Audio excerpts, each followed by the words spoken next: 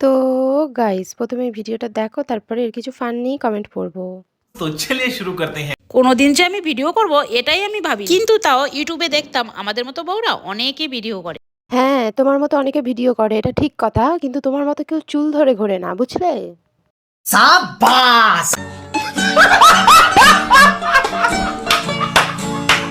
তারপর হঠাৎ একদিন সুমির চ্যানেল খুলে দিল। ও বলল বাড়ি হয়ে গেছে, এখন তুমি টুকটাক রান্নার ভিডিওই বানিয়ে। যাক, তাহলে এবার লক্ষ্মীর ভান্ডারের পাশাপাশি আরেকটাও ইনকাম সোর্স হলো তোমার। তা বুঝবার আমি বুঝে গিয়েছি। তারপর দেখলাম তোমরা আমার ভিডিও দেখতে যে এত পছন্দ করো। আচ্ছা, কে বললো যে তোমার ভিডিও দেখতে ভালোবাসে? একটু কই বলো তো দেখি। আমি ভাবলাম দিনে তাহলে দুটো করেই ভিডিও দেবো, কিন্তু এটা আমি কোনোদিনও ভাবিনি যে কাকিমা, চুল আমাদেরও আছে, এইভাবে চুল দেখিয়ে কোনো লাভ নেই, বুঝলে?